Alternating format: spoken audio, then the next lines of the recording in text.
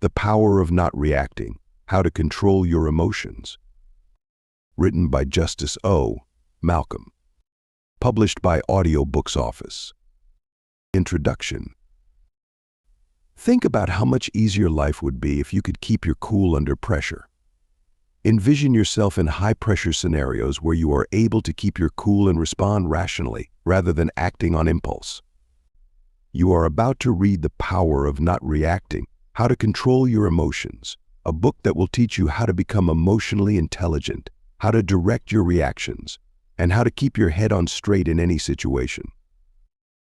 When you're angry or frustrated, do you ever say or do something you come to deeply regret? Everyone has. When we let our emotions control us, we could act rashly, which isn't always a good thing. Is it possible to alter it, though? Imagine for a second a world where you could control your reaction instead of just reacting without thinking. Acquiring that priceless talent is within your reach with the help of this book. Our journey begins by understanding the importance of emotional control. Emotions are a natural and vital part of being human, but when they take the driver's seat, they can lead us astray. This book will help you recognize the triggers that spark emotional reactions and provide you with strategies to manage those emotions effectively. By gaining control over your reactions, you'll be able to handle challenges with grace and make decisions that reflect your true intentions. The first step is recognizing the difference between reacting and responding. Reacting is often a knee-jerk, automatic response driven by emotion, while responding involves thoughtful consideration and deliberate action. This book will teach you how to shift from reactive to responsive behavior by cultivating self-awareness and mindfulness. You'll learn how to pause in moments of stress, giving yourself the space to choose a response that aligns with your goals and values.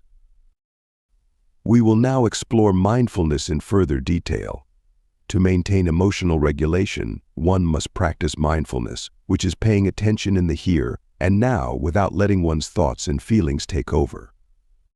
This book provides easy-to-implement mindfulness practices that you can use every day to become more self-aware and less reactive to your feelings.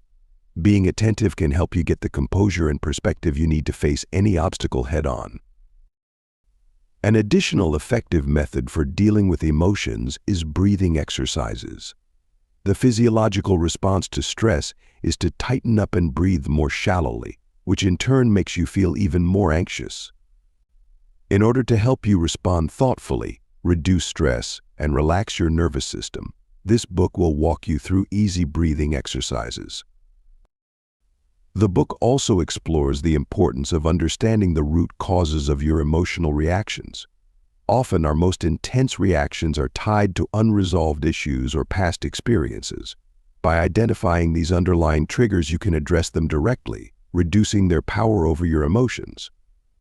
This book provides exercises for uncovering and healing these emotional wounds, allowing you to respond more calmly and rationally in the future. The Power of Not Reacting provides stories of genuine people who have mastered the art of emotional regulation. Listening to their experiences will open your eyes to the value of emotional mastery and encourage you to put these lessons into practice in your own life. You'll find that your relationships, decision-making, and overall quality of life are all enhanced when you learn to control your emotions. The ability to manage your emotions is something you possess. So keep that in mind as you set out on this path. A life of calm, clarity, and meaning may be yours when you master the art of non-impulsive response. Welcome to The Power of Not Reacting: How to Control Your Emotions. Let's embark on this life-altering adventure side by side and discover the power that comes from being in control of our emotions. Imagine being in control of your emotions, not letting anger, frustration, or sadness dictate your responses. It's not just about suppressing emotions, but understanding them, regulating them, and using them wisely. You've probably been in situations where you reacted impulsively only to regret it later. But what if you could train yourself to respond rather than react, to stay calm despite the chaos around you?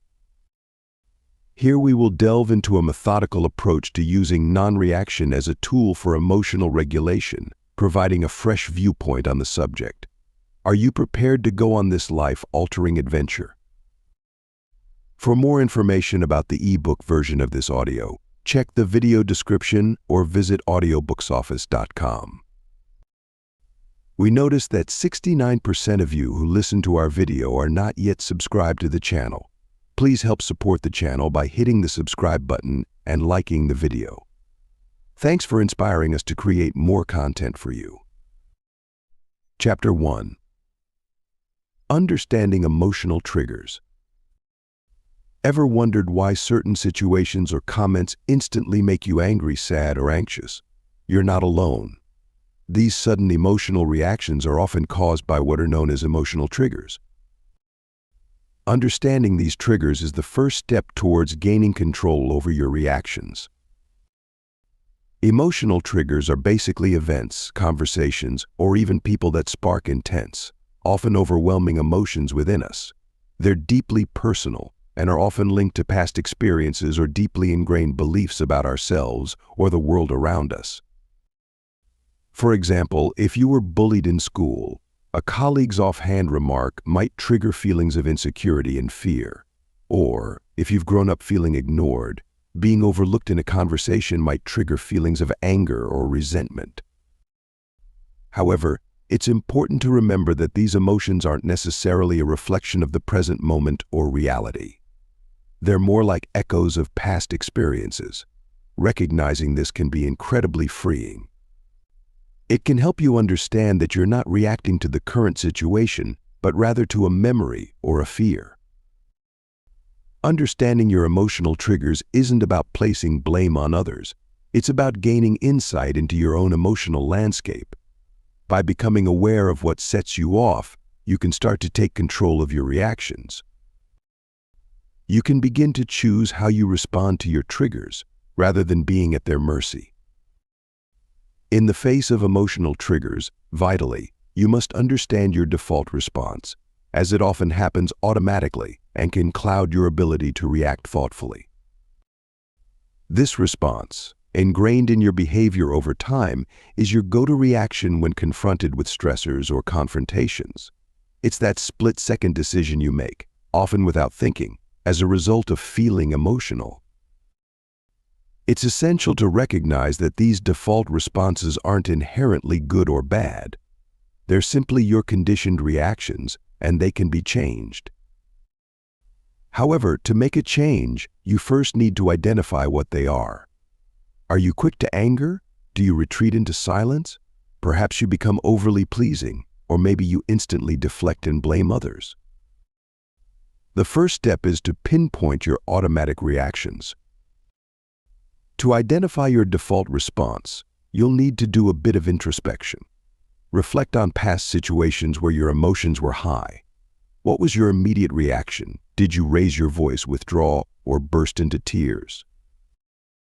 Remember, there's no right or wrong answer here. The goal is pure understanding.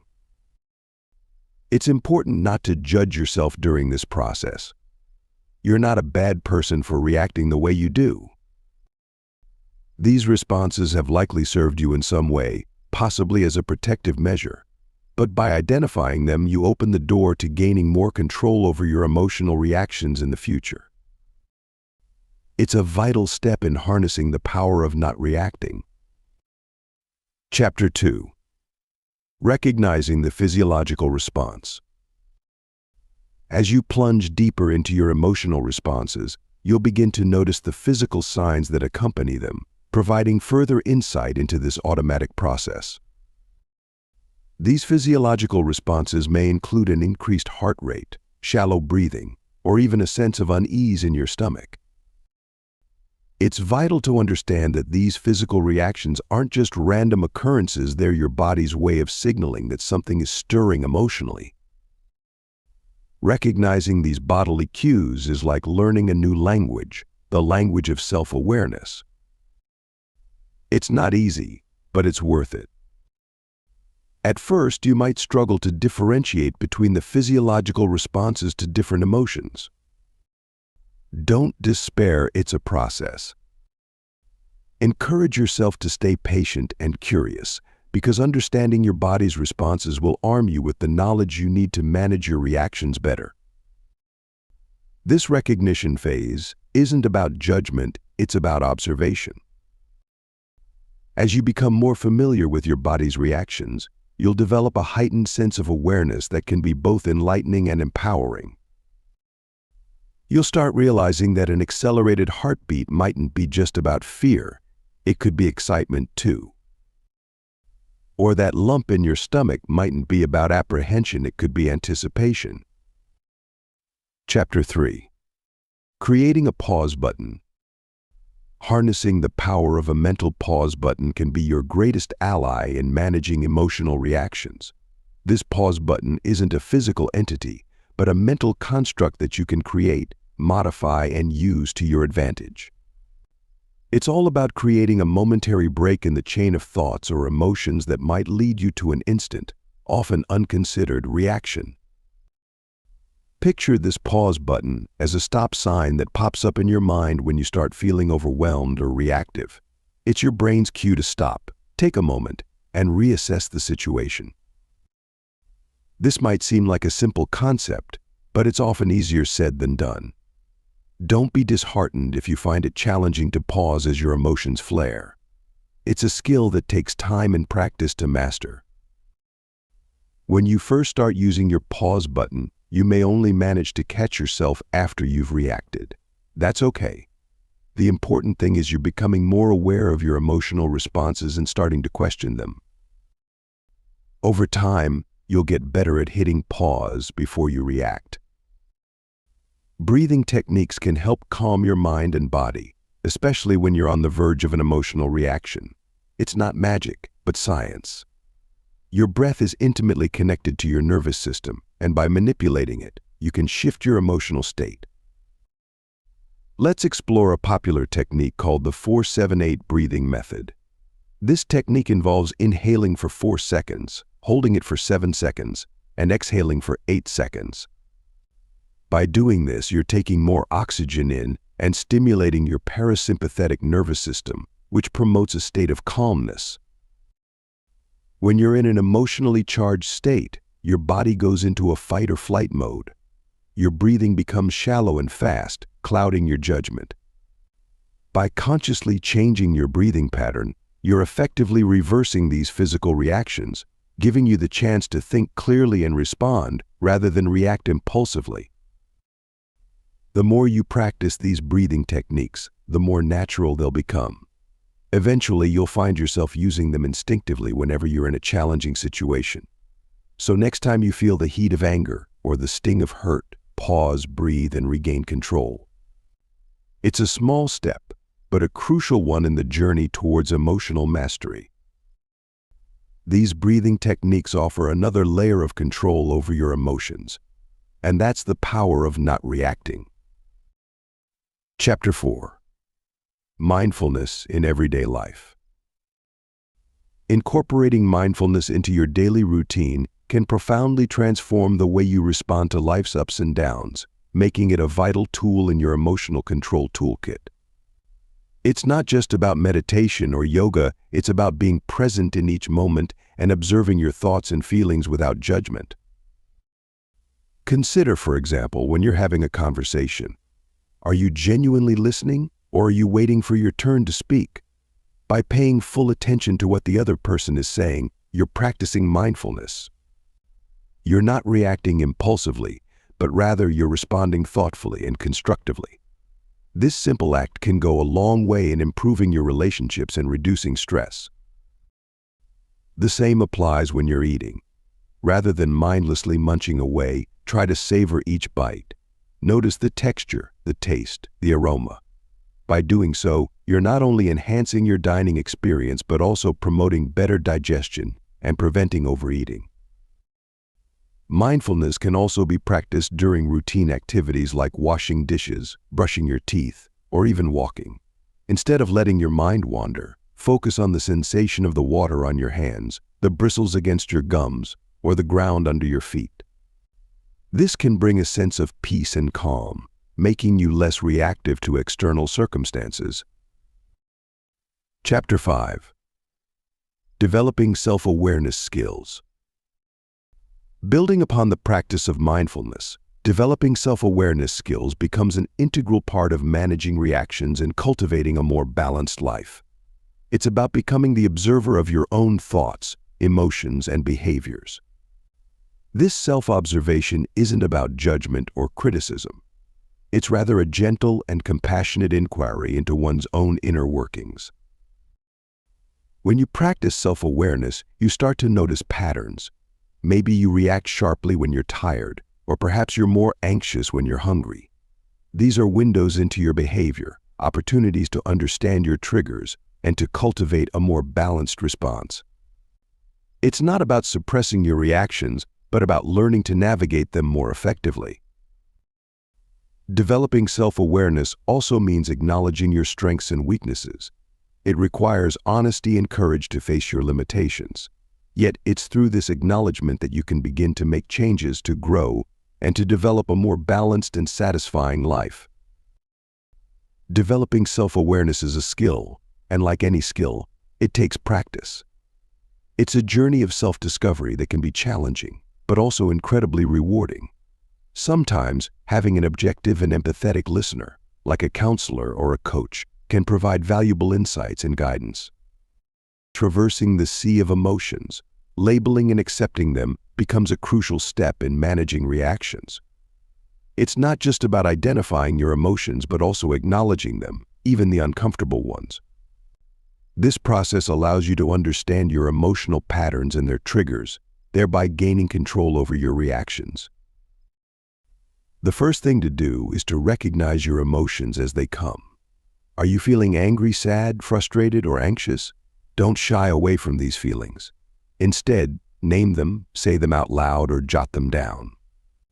This act of labeling creates a psychological distance between you and the emotion, enabling you to observe it rather than being consumed by it. Acceptance follows labeling.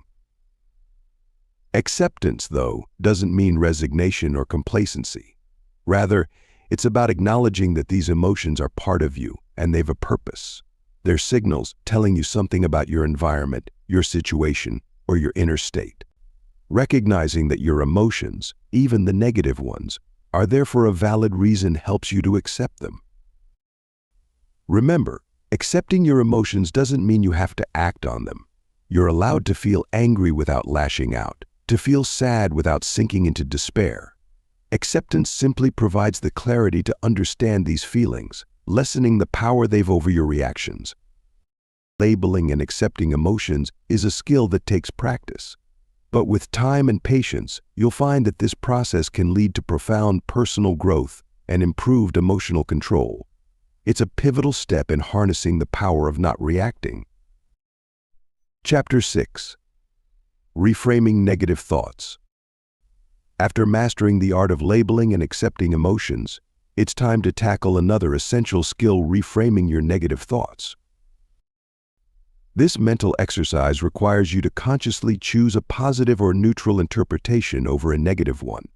It's about transforming your perspective to see situations from a different, more empowering angle. Consider this: you're stuck in traffic and you're late for a meeting. The frustration surges, and you think, "This always happens to me. Why do I have such bad luck?" This is a negative thought process that can spiral out of control, leading to heightened stress and anxiety. However, by reframing, you might think instead, "This traffic gives me time to relax and listen to my favorite podcast before the meeting." Reframing isn't about denying reality or avoiding negativity. It's about widening your viewpoint, acknowledging the existence of different perspectives, and choosing the one that serves you best. Negativity can limit your potential and rob you of the joy in your life. By reframing, you're not only changing your thoughts but also your emotional response to situations. Often, the world isn't as you see it but as you interpret it. Reframing provides a way to shift that interpretation to a more positive or neutral one, which can be incredibly liberating. It's about controlling what you can, your thoughts and emotions, and letting go of what you can't. This is the true power of not reacting, and it's a skill that can profoundly improve your emotional well-being. Chapter 7. Practicing Empathy and Compassion. While mastering the art of reframing your negative thoughts gives you control over your emotions, practicing empathy and compassion allows you to extend that control in understanding and responding to the emotions of others. These twin virtues, empathy and compassion, are the gateways to emotional intelligence, enabling you to connect with others on a deeper level. Empathy, the ability to understand and share the feelings of others, isn't an innate skill. It's something you can develop, like a muscle. Start by actively listening. When someone shares their feelings, don't just hear the words. Listen for the emotions behind them. Validate those emotions, even if you wouldn't feel the same way in that situation. Remember, it's not about you, it's about them. Compassion, on the other hand, goes a step further. It's not just understanding someone's pain, but wanting to alleviate it. To cultivate compassion, try to put yourself in the other person's shoes. Imagine what it's like to be them, to feel their pain, their joy, their frustration. It's essential to remember that practicing empathy and compassion doesn't mean you're responsible for fixing others' emotions. Your role is to understand, validate, and share in their emotional experience. This practice can help you respond rather than react to emotional situations, giving you greater control over your own emotions and interactions. Chapter 8. Taking responsibility for reactions. In your journey towards emotional intelligence, owning your reactions is a critical step, as it empowers you to manage not just your emotions, but also the way you express them. Recognizing that you're the one in control of your reactions, not the situation or the person who might have triggered them, is key to developing emotional stability. This is a vital necessity, but it's a journey worth taking. Think about your usual reactions to different situations. Are they truly serving you? Often we react impulsively, driven by instinct or habit, without considering whether our response is beneficial or destructive. You have the power to change this. By acknowledging that your reactions are your responsibility, you can begin to choose responses that align with your values and goals. This doesn't mean suppressing your emotions. It's about understanding them, processing them, and then deciding how best to express them. It's about learning to pause before reacting, creating a gap where choice resides. This pause allows you to respond rather than react, to choose understanding over judgment, and patience over frustration. Taking responsibility for your reactions also involves accepting the consequences of your actions. If your reactions have caused harm, making amends is crucial, and making amends where possible. This not only helps to mend relationships, but also reinforces your commitment to self-improvement. Chapter 9. Building Emotional Resilience. Building emotional resilience, your armor against life's challenges, requires a deep understanding of your emotions and a commitment to navigate through them, rather than around. It's about developing a robust emotional immune system that can withstand stress, adversity, and hardship. The ability to bounce back and recover from emotional setbacks is vital for maintaining your mental health and overall well-being. Firstly, let's recognize that emotional resilience isn't about avoiding or suppressing your feelings. On the contrary, it's about acknowledging them, understanding their origins, and learning how to manage them effectively. You can't control the waves, but you can learn how to surf. Secondly, emotional resilience is about flexibility and adaptability. Life doesn't always go as planned, and that's okay. It's how you react to these unexpected changes that matters. Can you adapt, adjust, and find a way to thrive, even when things don't go your way? Finally, building emotional resilience involves cultivating a positive mindset. This doesn't mean you have to be cheerful all the time. It means you're able to hold on to hope and optimism, even in the face of adversity.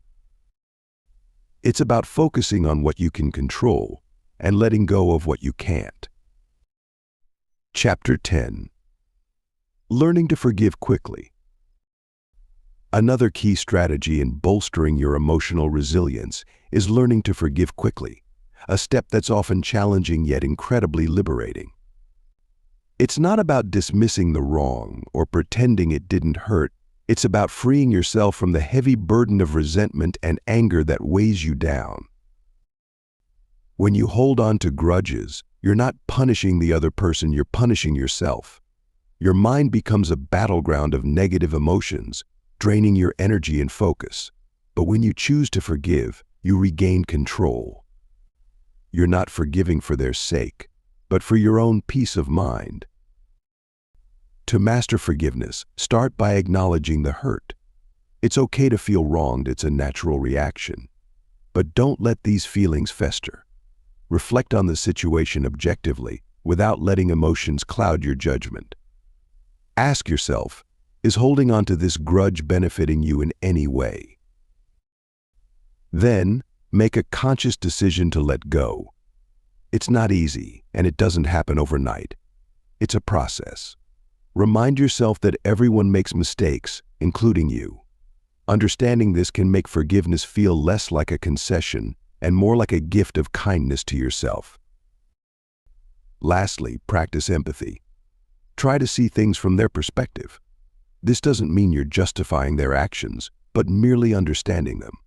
This shift in perspective can be a powerful catalyst for forgiveness. Chapter 11. Letting go of ego and pride. Shedding the weight of your ego and pride can profoundly transform your emotional landscape, making you more receptive, empathetic, and resilient. Ego and pride often serve as a protective armor, defending against perceived threats and vulnerabilities. However, they can also become barriers, preventing you from acknowledging your mistakes and obstructing your ability to connect with others on a deeper level. Letting go of ego and pride isn't about denying your self-worth or potential. It's about establishing a healthier, more balanced perspective of yourself in relation to others. It's about recognizing that you're not always right, that you're not infallible, and that it's okay to be vulnerable and wrong sometimes. You're human, after all. Begin by becoming more self-aware. Notice when your ego or pride is taking control of your reactions. Are you defending yourself unnecessarily? Are you refusing to accept feedback or criticism? Are you insisting on having the last word? These are clear indicators that your ego and pride are in the driver's seat. Next, cultivate humility. Humility isn't about being meek or submissive, but about recognizing your place in the grand scheme of things. You're important, but so is everyone else. Your opinions matter, but so do others. Finally, practice empathy. Put yourself in others' shoes and try to understand their perspectives. This can help you become less defensive and more open to different viewpoints. Letting go of ego and pride is a continuous journey, not a one-time event. It requires patience, humility, and most importantly, a willingness to change. But the rewards improved relationships, better self-control, and increased emotional intelligence make the effort worthwhile. Chapter 12. Cultivating gratitude daily. In your journey towards emotional tranquility, cultivating gratitude daily becomes an invaluable tool that can dramatically enhance your outlook on life. It's not just about saying thank you more often, it's about truly feeling thankful for the big and small things that make up your existence. This appreciation can create a buffer against negative emotions and reactions, helping you gain control over your emotional responses. Having gratitude doesn't mean ignoring the negative aspects of life. Instead, it's about finding a balance and acknowledging that even unpleasant experiences can hold valuable lessons.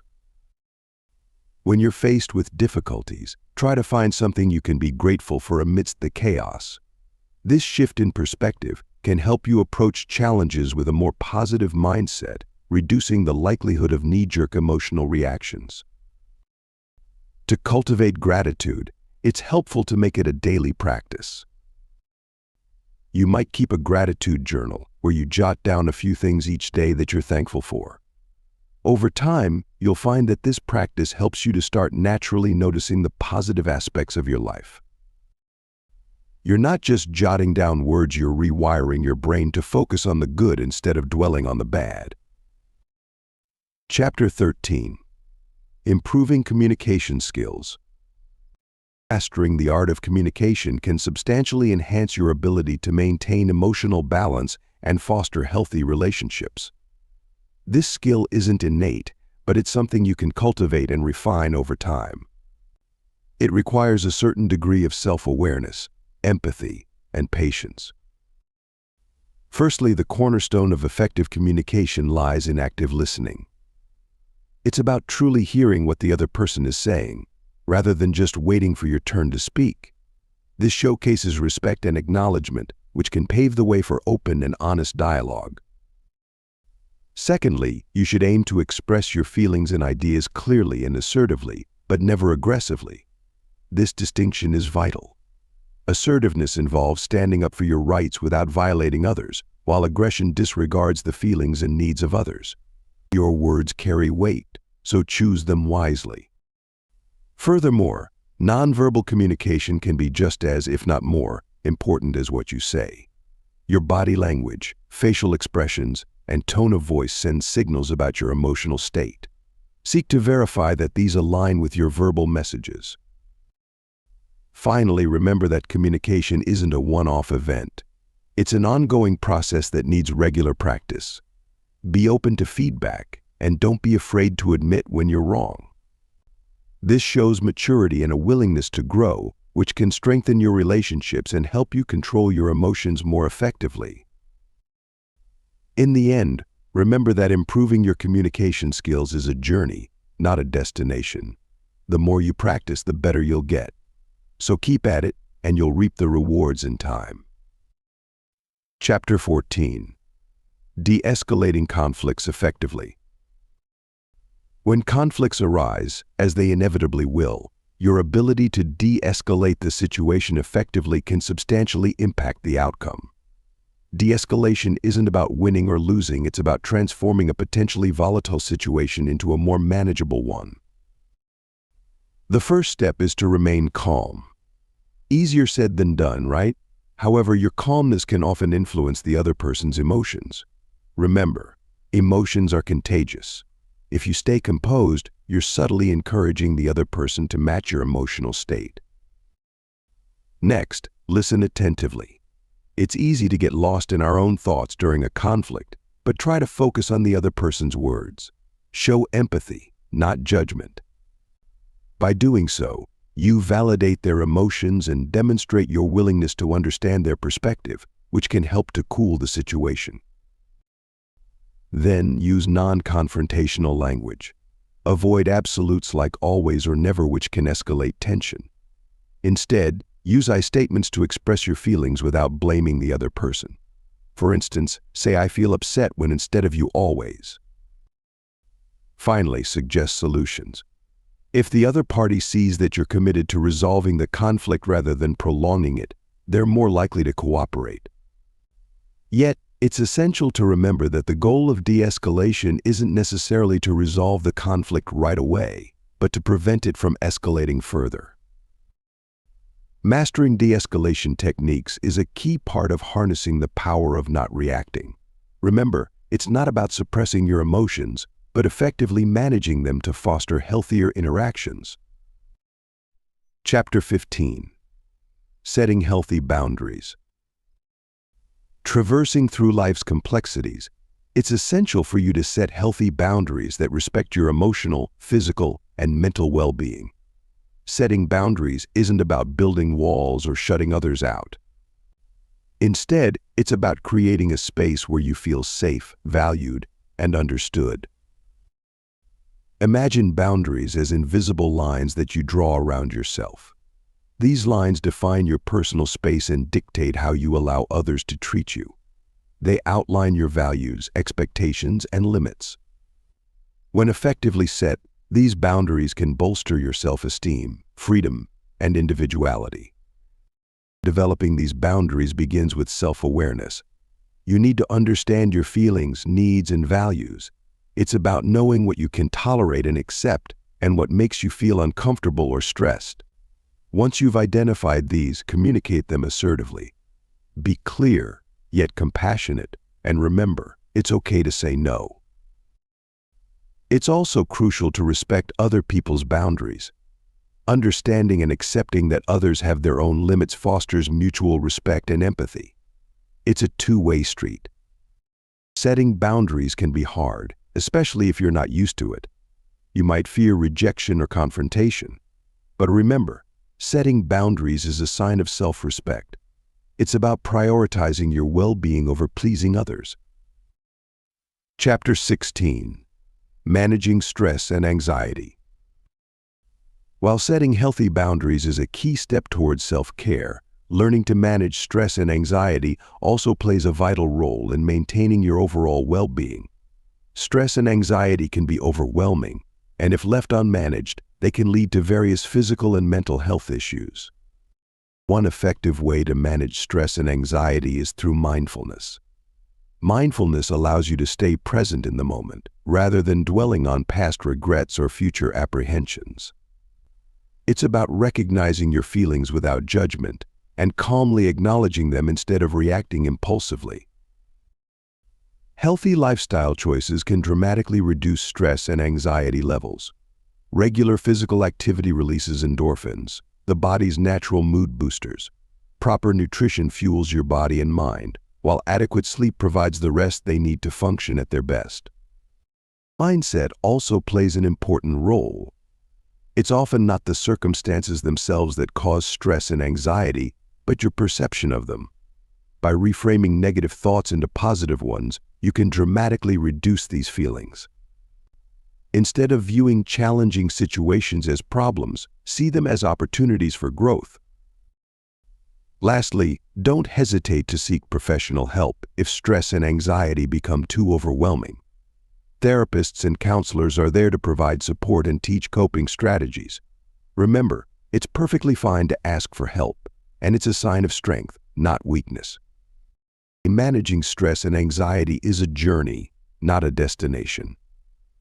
It's about continuous learning and adapting. With these strategies, you're taking steps towards a healthier, happier you.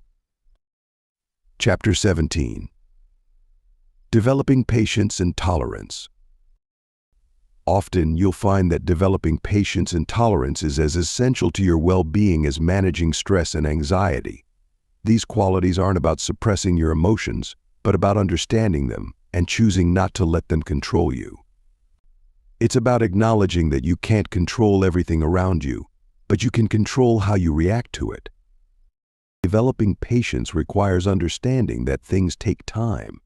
You can't rush personal growth, healing, or change. It's not just waiting, but actively understanding and accepting the time it takes for things to happen. That's where tolerance comes in. It's about accepting that not everything will go your way, and that's okay. It's about embracing the discomfort of the unknown and not letting it provoke you into impulsive reactions. How do you develop these qualities? Start by acknowledging your feelings.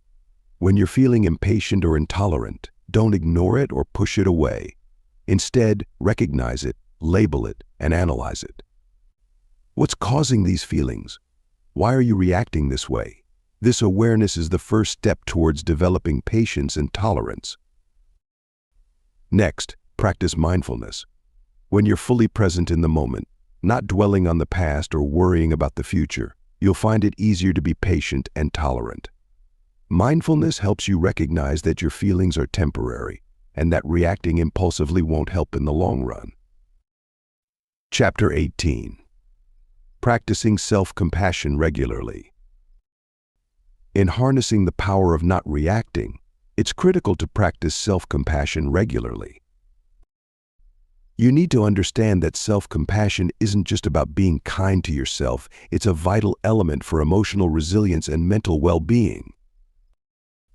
Embracing self-compassion is like opening a door to a healthier mental state, and practicing it regularly can fundamentally change how you perceive and deal with life's challenges.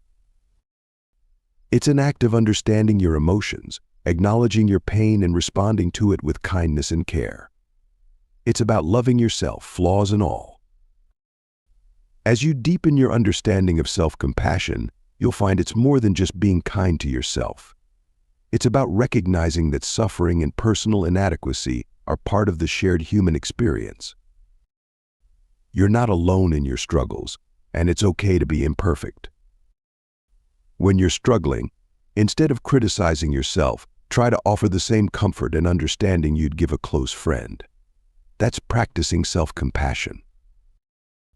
It's not about ignoring your feelings or suppressing your pain.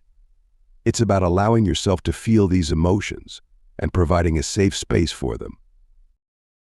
By practicing self-compassion on a regular basis, you're not just being kind to yourself, you're fundamentally shaping a resilience that can help weather life's toughest storms. This isn't just an abstract concept, it's a powerful tool that you can use to better manage your emotions and reactions. When you're compassionate toward yourself, you're acknowledging that it's okay to be imperfect. You're allowing yourself to make mistakes without fear of harsh judgment. This can notably reduce stress levels and boost your overall well-being. Self-compassion also fosters a deeper emotional understanding. It aids in recognizing your emotions without letting them control you. You become more emotionally intelligent, able to discern what you're feeling without immediately reacting. Moreover, it helps in building a healthy relationship with yourself. It's important to remember that the relationship you have with yourself sets the tone for all other relationships in your life. In essence, practicing self-compassion not only helps you maintain a balanced emotional state, but also enhances your ability to handle life's ups and downs. It's a powerful tool that, when used regularly, can provide substantial benefits in your journey toward emotional mastery. To cultivate a regular practice of self-compassion, you'll need to consciously integrate mindful habits into your daily life that nurture kindness towards yourself. Start by setting aside a few minutes each day to reflect on your thoughts and feelings. Recognize your imperfections and mistakes as inherent aspects of being human.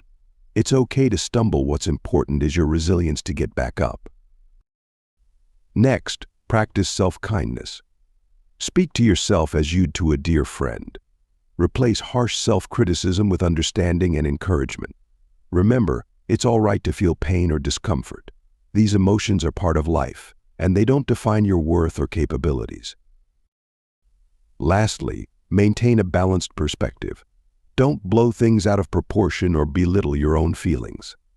Acknowledge your emotions without judgment and let them pass naturally.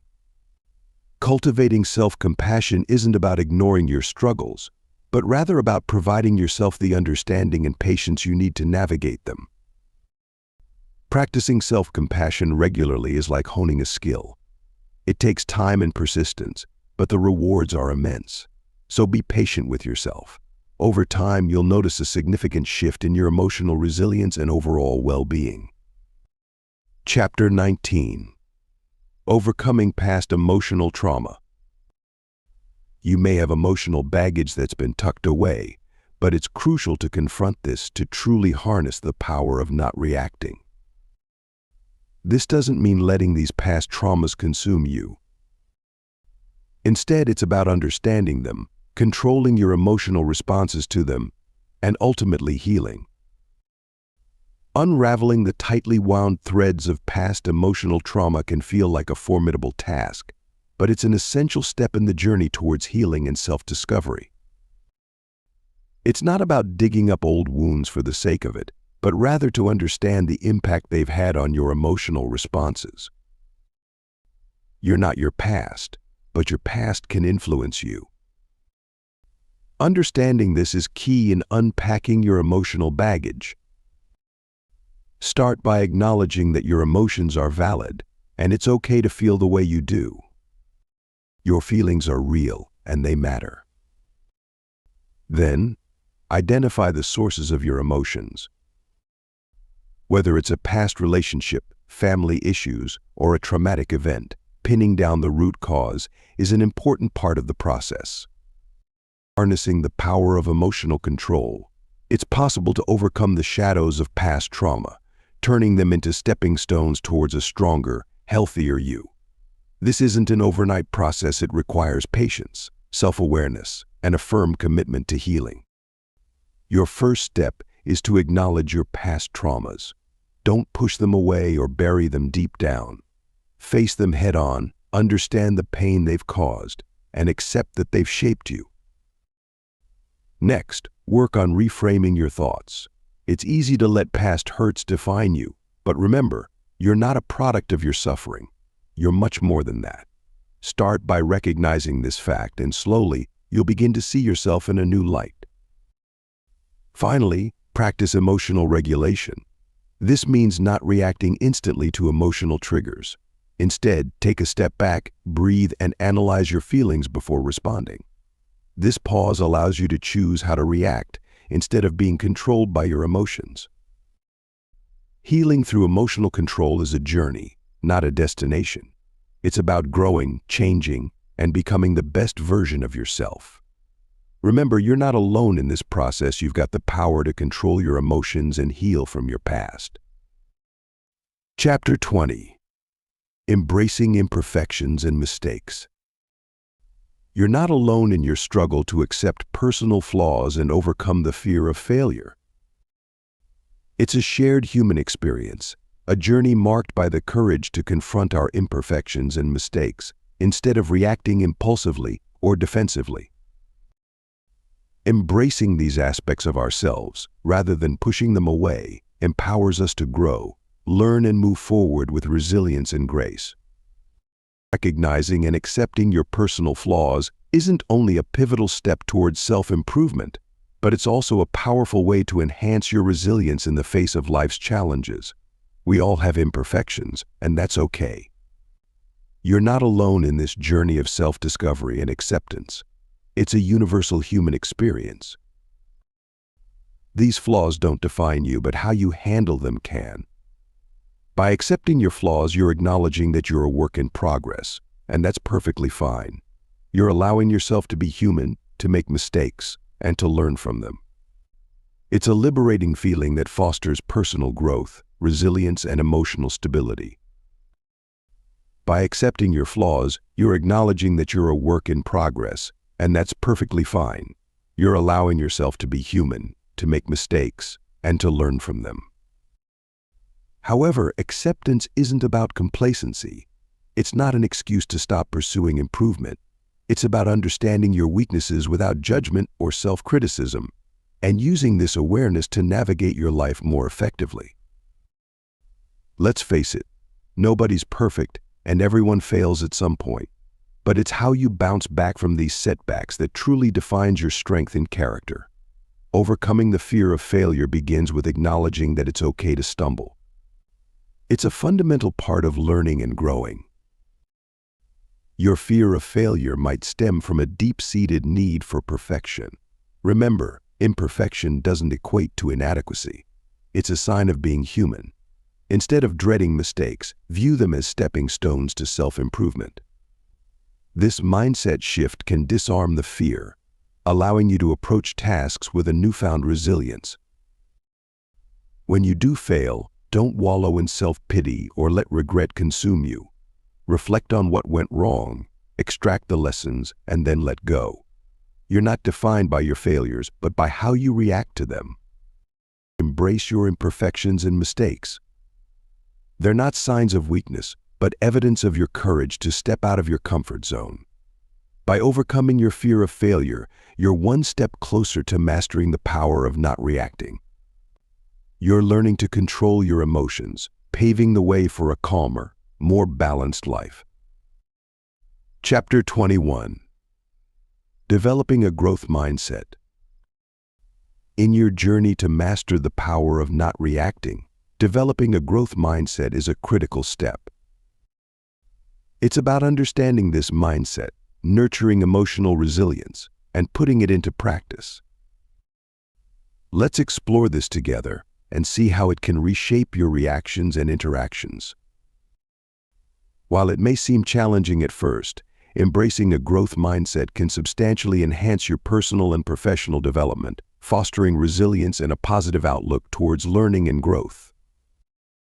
It's about believing that your abilities can be developed through dedication, hard work, and yes, even failure. It's a concept that shifts your focus from the endpoint to the journey, from the grade to the learning process, from perfection to progress. You'll find that having a growth mindset encourages you to view challenges as opportunities instead of threats. It's not about avoiding difficulties, but rather seeing them as stepping stones towards improvement.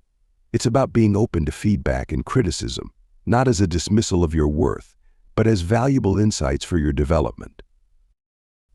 Understanding a growth mindset also means recognizing that effort is key to success.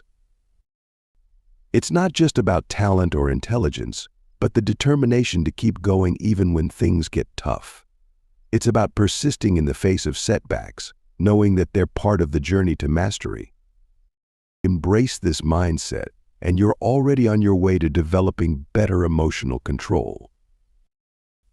Building emotional resilience goes hand in hand with adopting a growth mindset, offering you the strength to navigate life's challenges with grace and adaptability.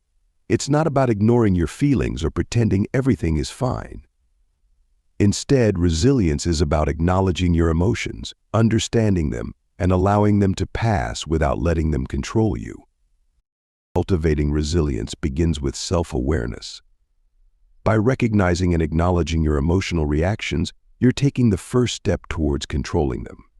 It's okay to feel upset, angry, or anxious. These emotions are part of being human. Next, practice self-compassion. Understand that it's okay to make mistakes and have bad days. These experiences don't define who you are. They're merely stepping stones in your journey of growth and self-improvement. Lastly, maintain a positive outlook. Even when faced with adversity, endeavor to find the silver lining. Remember, challenges are opportunities for growth. They help you become stronger, wiser, and more resilient. To truly harness the power of a growth mindset, you need to apply it in your daily life, embracing challenges as opportunities for self-improvement and learning. Start by recognizing that setbacks aren't failures, but lessons. Every time you stumble, you're given a chance to grow, to better understand yourself and the world around you. Cultivate curiosity. Be open to new experiences and welcome different perspectives. When you approach situations with an inquisitive mind, it's easier to see possibilities rather than obstacles. Remember, your intelligence and abilities aren't fixed. They're capable of growth. You're not stuck where you are. With effort, perseverance, and a positive attitude, you can learn and improve. Don't shy away from constructive criticism. It's not a personal attack, but a tool for growth. Embrace it, learn from it, and use it to propel yourself forward. Applying a growth mindset involves constant practice and patience, but the rewards are worth it. You'll gain better emotional control, become more resilient, and open doors to self-improvement and personal success. The power of not reacting lies within you, and it's time to tap into it. Chapter 22. Maintaining emotional balance. Mastering your emotions allows you to create a stable emotional balance, which isn't only beneficial for your mental health, but also pivotal in the art of not reacting impulsively. This sense of equilibrium allows you to respond, not react, to life's many challenges. It's like being the calm eye at the center of a storm, impervious to the chaos whirling around you. To achieve this balance, you must first understand your emotional triggers. What situations or people provoke intense reactions in you? Once you've identified these, you can work on strategies to manage them. This might involve distancing yourself from certain environments, or it could require more in-depth psychological work. Next, practice mindfulness. Stay present and focus on the here and now. This helps you avoid dwelling on past regrets or future worries, which can easily tip your emotional scale. Remember, you can't control everything around you, but you can control your reaction to them. Additionally, self-care is vital. Eating healthily, getting enough sleep, and regular exercise can stabilize your mood and increase your emotional resilience. Remember, your physical well-being greatly influences your emotional state. Lastly, don't suppress your emotions. Allow yourself to feel and express your emotions in healthy ways. Bottling up feelings can lead to an emotional explosion later on. It's about controlling, not repressing your emotions. Maintaining an emotional balance isn't about avoiding emotions, but rather managing them. It's a journey, not a destination, and it's completely within your grasp. With practice and patience, you can master this skill and harness the power of not reacting impulsively.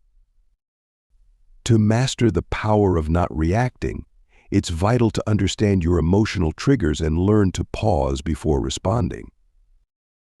Like a knight in shining armor, equip yourself with deep breathing techniques, a growth mindset, and an understanding of your own imperfections. Remember, you're the master of your emotions, not the other way around.